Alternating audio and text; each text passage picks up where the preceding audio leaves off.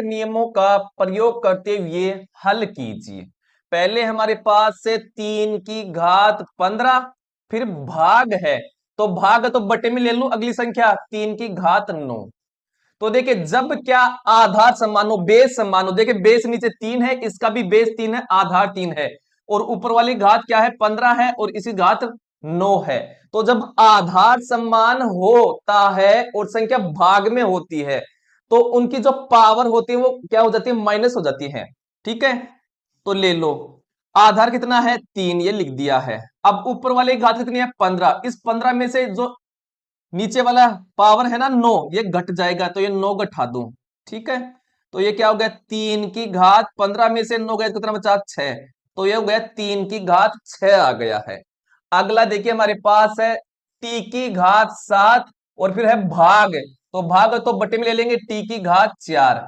तो देखिए दोनों का आधार समान है और भाग में है, तो हमने बताया था जब भाग में होते हैं तो जो आधार होता है उसको ऐसा कैसा लिख लो, और जो ऊपर वाली पावर है उसमें से नीचे वाला पावर घट जाएगा तो माइनस कर दो 4।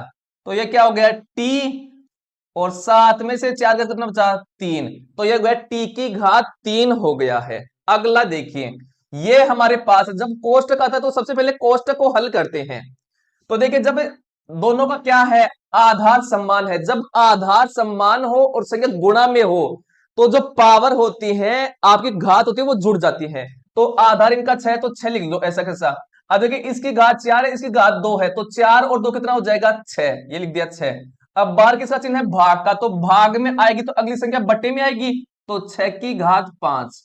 अब देखिए जब आधार समान होता है और संख्या भाग में होती है तो घात क्या हो जाती है माइनस हो जाती है। तो जो आधार है उसको ऐसा कैसा लिख लो, तो आधार कितना है 6 है। अब ऊपर वाले की पावर कितनी है 6, तो ऊपर वाली पावर में नीचे वाली पावर घट जाती है, तो नीचे वाली पावर कितनी है 5, तो -5 कर दो। तो ये हो गया है 6 आधार 6, 6 में से 5 कितना बचा 1, और जब किसी भी संख्या की पावर 1 होती है तो वो खुद संख्या ही आ जाती है, तो इसका मान क्या हो जाएगा 6 ही आ जाएगा। ठीक है, समझ में आ गया होगा। अगर अच्छा लगा है तो वीडियो को लाइक कर दीजिए और शेयर कर दीजिए।